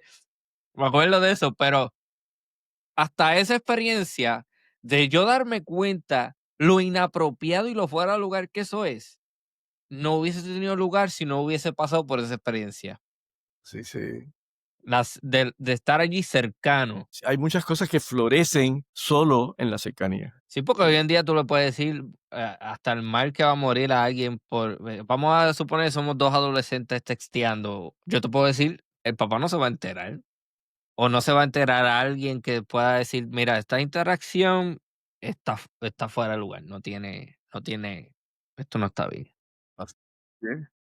Pero mire, otra cosa que le voy a mencionar es esta preocupación con lo comunitario no es una preocupación también conservadora. De, por ejemplo, como yo recuerdo la práctica que tenía mi abuela de compartir las quenepas de su árbol con su vecino o que aquel le trajera aguacate. Eso hoy se ha perdido también. Entonces, a mí me interesaría mucho conservar ese tipo de interacción comunitaria. Hay un capítulo una sección de esas pequeñas dentro de los 5 capítulos del libro que Ajá. se llama No tener que hablarnos, que es que uno mira alrededor y parece como si eso es lo que quisiéramos, no tener que hablarnos, no tener ni tan siquiera que enfrentarnos el uno al otro. Son tantos y tantos los ejemplos que uno puede dar de eso. Entonces, el tema es un problema particularmente complejo, porque no se está, al verlo, uno no puede decir, está mal no tener que hablarnos. Uno no puede decir eso. Por ejemplo, uno piensa en los peajes y cada vez se hicieron más, ¿verdad? Que tú no tuvieras que interactuar con nadie. Sí, La gasolinera, que tú no tengas que interactuar con nadie. La llamada al gobierno, al servicio del gobierno o a la compañía que no tengas que hablar con nadie. Ahora entra hasta la inteligencia artificial. Es como se nos explota una goma, como decimos en Puerto Rico, ¿verdad? Una llanta es la palabra, en la carretera y ya todo el mundo asume que tú tienes algún servicio que viene y te va a ayudar. O sea, antes era crucial que alguien, un buen te samaritano, ayudara.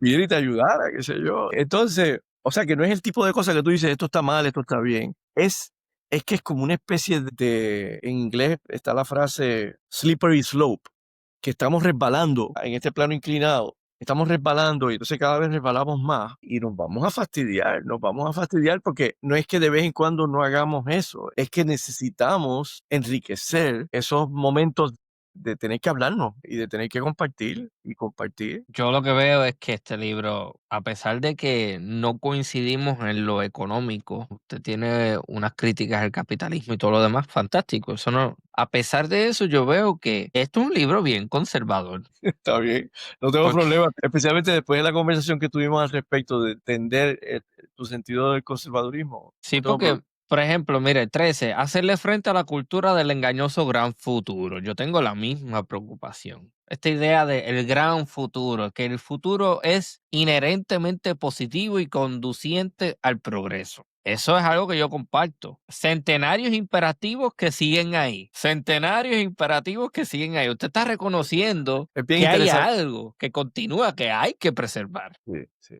Sí, veo. Sí, sí. No, no he, te- Eh, no he tenido interlocutores que me hayan planteado eso y lo veo, lo veo. Es que sí, sí, no son los interlocutores que he tenido y Entonces, excelente. 17, hemos progresado, la pregunta. La pregunta de los 7,000 chavitos que yo me hago a cada rato. Hemos progresado. Entonces ahí es donde yo digo, yo quisiera que los niños fueran y no tuvieran teléfono y fueran a la casa de sus amiguitos y pasaran malos ratos por ser ridículos. Yo quisiera que, qué sé yo, en vez de estar en una conversación boba por correo electrónico, ¿sabes qué? Ven a mi casa, vamos a tomarnos un café. Y sí, yo creo que también estamos en la misma página de que no es tampoco decir que todo avance tecnológico es un problema, no, no, no. Pero es saber poner la raya hasta aquí, ya esto no me conviene, no lo adoptemos, no lo hagamos. Estamos de acuerdo y ese no es el rumbo en el que estamos. No, no. Yo no creo que eso es lo que está ahí como algo así como una especie de ideal compartido. O sea, no, al contrario, más seguridad que cuando el niño acceda al internet, no lo manipulen, que no venga un molester, ese tipo de cosas, ¿no? Este, es como proteger, que es que ese mundo digital siga creciendo y que podamos tomar todas las medidas de seguridad para que sea como debe ser. No estoy de acuerdo, o sea, no. De hecho, estoy de acuerdo contigo Ujú. y me parece que el rumbo que está tomando la humanidad, pues todavía no es un rumbo como el que tú y yo estamos compartiendo. Pero, ¿no cree usted que de alguna forma la humanidad está destinada al fracaso? No, ¿No? Okey. no. De hecho, hay un pasaje en el libro que discuto eso explícitamente. No, o sea, yo sigo aferrado a la idea de que podemos tener, que hay algo así como un florecimiento, o que hay algo así como sumac causai, el buen vivir, que hasta me inventé, junté unas palabras taínas, anahuaquia, para tratarle, o sea, que el buen vivir es posible. Yo Ajá. todavía en ese sentido soy como decíamos antes, ilustrado. O sea, yo creo en la ilustración en alguna medida. Creo es más, lo puedo poner así, creo en progresar. El segundo libro se llama Tras otro progreso. Lo que pasa es que lo que llamamos progreso, pues no es ningún tipo de progreso. La verdad es que creo en eso. Es Sí, creo que optimista. sí, sí, sí. Hay una frase ahora no recuerdo qué era, optimismo, pesimismo del intelecto, optimismo de la voluntad. Me gusta. Que ahora mismo no recuerdo, que no me lo inventé yo, pero sí es o sea, tenemos que seguir luchando por un mejor futuro, pero el intelecto tiene que estar bien en guardia, tiene que estar bien.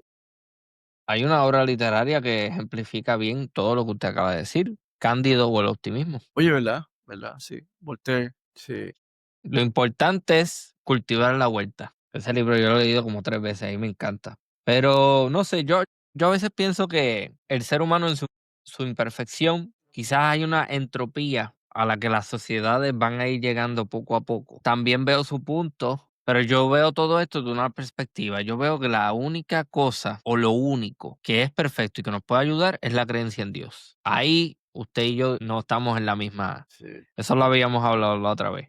Pero yo sí pienso que ahí es donde entra la importancia de la creencia. Porque si confiamos en nosotros mismos, nos vamos a joder. Bueno, a mí me parece que o sea, quizás por eso es que me gusta el existencialismo, no. Ujú. No hay tal cosa como la naturaleza humana como algo fijo, sino como algo que cambia. Nosotros nos rehacemos, ¿verdad?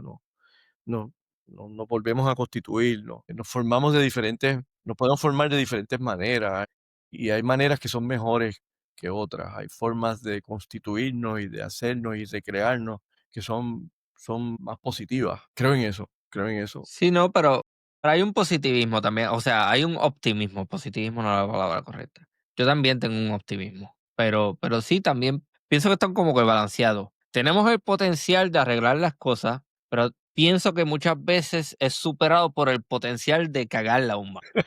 Sí, estoy de acuerdo, estoy bien de acuerdo.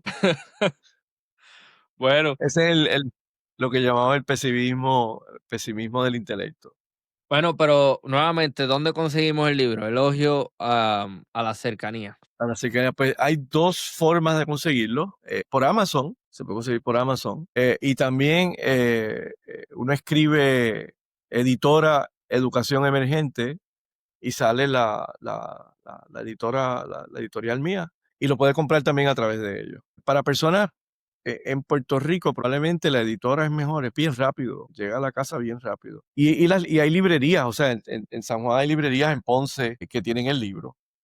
Eh, en Estados Unidos, que yo sepa, no hay librerías, busca libros. Pero hay algo, antes de irnos, que me gustaría mencionar también, que Sí, usted lo pone en una parte y lo dice así mismo, no es que las cercanías son buenas y las lejanías son malas, sí, sí, eso es bien porque importante. tampoco usted está diciendo que en el 100% de las ocasiones o de las circunstancias es mejor estar cerca o hacer algo de determinada forma. Definitivo. De hecho, la cercanía no, si viviéramos, si todo fuera cercanía, nos ahogaríamos. De hecho, y la lejanía es importantísima para la reflexión. Tenemos que tener arte, tenemos que tener contemplación. La contemplación implica algún tipo de lejanía. Sí, sí, no, definitivo. Sí, hay un ejemplo bien particular también. Yo tenía la opción de llegar a mi casa hace un par de días atrás, después de un día de 10 horas de trabajo, pues yo trabajo 10 horas. Yo tenía la opción de llegar a mi casa después de un 10 días, bañarme, no comer y ir a una reunión que yo tenía que ir. O tenía la opción de llegar a mi casa, bañarme, comer con calma y elegir quedarme con mi casa con mi perrito que estuvo solo casi todo el día y tomar esa reunión virtual. En ese caso, yo preferí estar cercano a mi perrito que estuvo solo casi todo el día. Eso está hermoso. Muy bien, muy bien. Preferí estar lejano a esta gente. Hay opciones que son así, que son una cercanía por otra cercanía. Exacto. Se puede dar la circunstancia en donde yo elijo ser lejano a esto, pero estar cercano a esto. Muy bien, muy bien. Lo entiendo Sí. muy Mi perrito, que también lo conseguimos en Mayagüez, en el room, gracias a una compañera de una clase que la perrita de ella había parido y los estaba regalando. Y allí en la urbanización Terra, al lado del room, nosotros bien. fuimos, mi novia para ese entonces, ahora esposa. Fuimos, buscamos el perrito y lo escogimos. Y, todavía está con nosotros, de ahí de Mayagüez. Qué bien, Eh, qué bien. Sí, tengo que terminar este episodio también enviándole un saludo especial a Carlos Nieto Matei, que se tomó la delicadeza de un correo electrónico, es fanático del podcast y también de manifestarme vamos a decirle, disgusto hacia lo que él cataloga de un fanático odio al socialismo. Así que, dicho eso, también me invita a tomar un café en algún momento, así que es relevante para esta conversación, así que saludos para él, para el señor Nieto Matei. Un día a lo mejor podríamos tener ese café. Bueno, profesor, ¿alguna noticia, algún comentario, algún evento, algo que le gustaría promocionar o que añadir? No, no, muchas gracias. Me ha parecido, pues yo me he gozado muchísimo la conversación, y espero pues que otras personas se la puedan gozar también. Y estoy a la disposición, quien quiera escribirme, huyke@gmail.com, o llamarme 787-673-1393, y estoy a la disposición en Mayagüez, en el recinto universitario de Mayagüez, y con mucho gusto me reúno, sobre todo me reúno presencialmente Exactamente. Llamen para coordinar. para coordinar, sí. Escribe para coordinar. Bueno, pues muchísimas gracias por haber participado de esta edición del Archipiélago Histórico, profesor Héctor José Heike. De verdad, el gusto también es mío. Seguiremos en contacto y esta ha sido una nueva edición de Archipiélago Histórico. Hasta la próxima.